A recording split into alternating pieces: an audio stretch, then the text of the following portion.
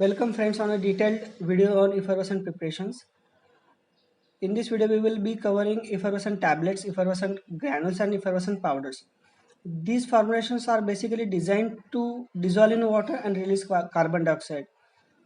As they contains the acids and alkalis which reacts in presence of water, whole the content or the whole the formulation gets released in a water in a quickly and evenly manner. This gives a additional benefit or additional features to these preparations and make it more beneficial or make it more useful for a greater use or ease of administration. So in this video we will be seeing basic introduction to effervescent preparations, various advantages and limitations of effervescent preparations, applications of effervescent preparations, ingredients or the formulations of effervescent preparations, and in process checks that are mandatorily done while granulating or compressing the tablets. If you are new to this channel, please do subscribe to this channel. You will get the more updated videos on various pharmaceutical sector topics and various industrial knowledge. So let's start with the video. First we will see the introduction.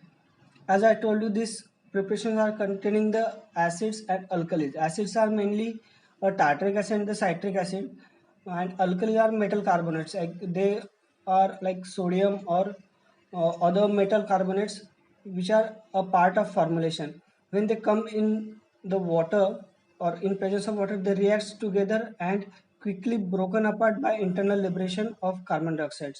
So this liberation of carbon dioxide allows a dissolution of API in water and taste masking effect to these preparations. Next, the advantages of effervescent preparations. These effervescent preparations are having advantage of fast onset of action, as these preparations are not a solid dosage form. As we are taking this in a liquid form, they gives a fast onset of action. They need not to be swallowed. If the patients are having the problem with the swallowing, then these preparations can be preferred. This gives a greater bioavailability, better patient compliance, less GIT irritation, as these are not in the solid dosage form, they are taken in a liquid form, so it gives a less GIT irritation. It gives a good stomach and intestinal tolerance and improved therapeutic effect. These are the few basic advantages of effervescent preparations. Now we will see the various limitations of effervescent preparations. The active pharmaceutical ingredient that have an unpleasant taste or smell can be difficult to formulate with this effervescent formulation. Larger tablets requiring special packaging materials. It is not suitable for patients with heart attack or cardiac insufficiency, as this contains the high amount of sodium or potassium. As I told you that these preparations contains the metal carbonates, so this sodium and potassium are not preferred for the patients with cardiac insufficiencies. It is only intended for immediate release, not for the sustained or the controlled release. In case of conventional tablets, we do various coatings, that is enteric coating, sugar coating and all that, so that can allow us to control the release of tablets and make it a sustained release or the control release. Whereas in case of effervescent preparations, it cannot be done. This is the one of the limitation for effervescent tablets.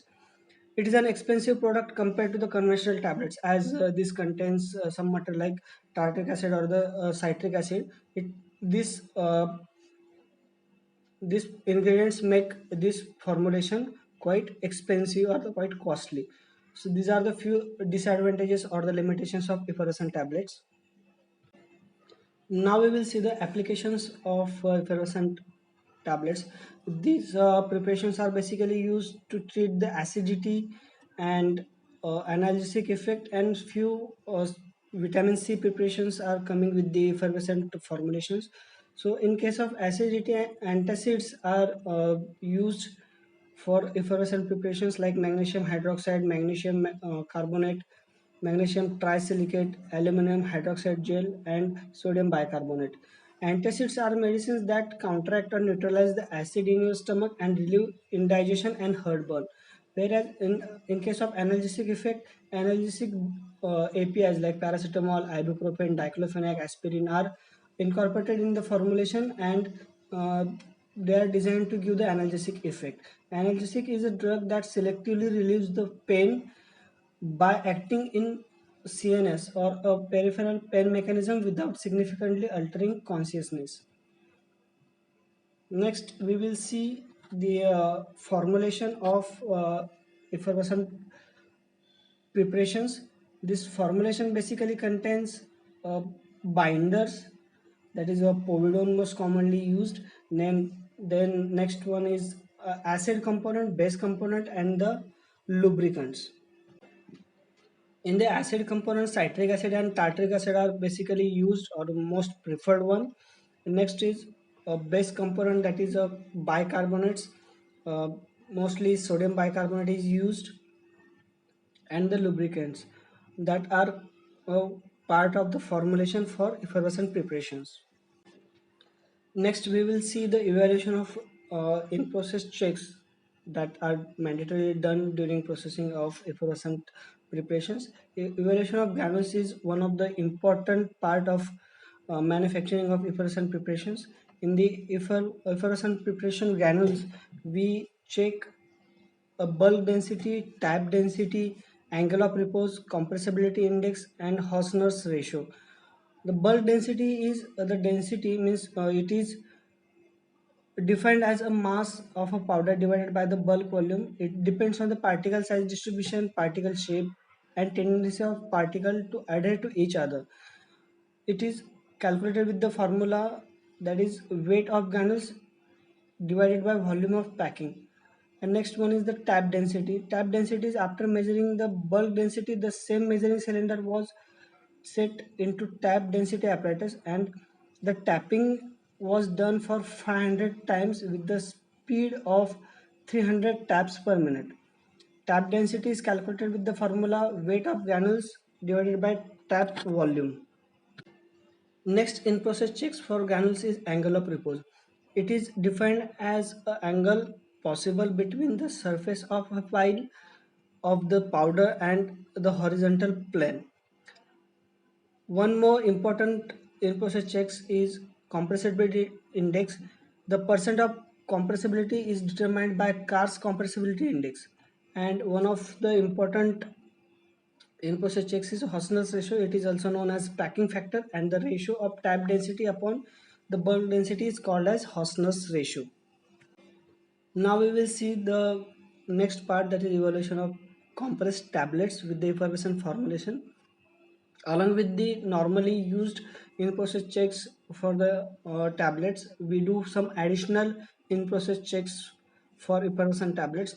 Tablet in-process includes the basic test like tablet dimension, thickness, and diameter are measured with the vernier caliper, and 10 tablets are most commonly used for evaluation of tablet dimension. Next is hardness. The Monsanto or Rebecca hardness testers are used to evaluate the hardness of tablets. This also hardness factor impacts on the disintegration or the dissolution thing. So hardness is one of the important factor while evaluating the compressed tablets. Next is friability.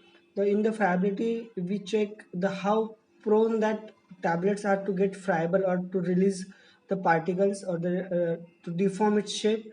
It's a friability. Friability is also important for the transportation thing, as in the transportation these tablets are handled or moved, so this may prone if the tablets are more prone to get friable, they will release or they will deform its shape. So friability is also important for compressed tablets.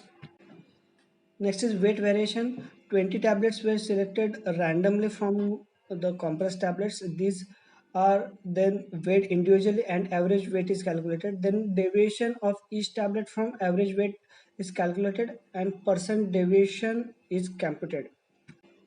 Next important in-process check is dissolution test. In this test, we check how these prepared tablets get dissolved into the solution and to form a solution. This is normally carried out in a environment of zero point 0.1 normal HCl. Next is measurement of effervescent time. This test is specific for effervescent tablets. In this test, a single tablet is placed in a beaker containing 200 ml purified water at 20 degree or plus or minus 1 degree Celsius. Whenever a clear solution without particle is obtained, effervescent time has finished. The mean of three measurement of formulation is reported and considered as a effervescent time. Next in process check is effervescent solution pH. pH of solution is determined with one tablet in 200 ml purified water at 20 or plus or minus 1 degree Celsius by using pH meter immediately after completing the dissolution time. Repeat three experiments are used to interpret the effervescent solution pH. Disintegration time is calculated or is measured with the disintegration apparatus at 35.50 degree Celsius temperature, and the time is noted. In this test, one tablet is placed into each tube and suspend assembly in a 900 ml of beaker containing water maintained at 37 plus or minus 2 degrees Celsius. The disintegration time is noted and compared with the IP specification. So in this video, we have covered the introduction to effervescent preparation, advantages of effervescent preparations, and few limitations also. Along with that, we have covered the application of effervescent preparations, their formulation, and various in-process checks that are done during compression and the granulation stage. If you like this video, please do subscribe to my channel and keep watching the videos on my channel. Thank you for watching.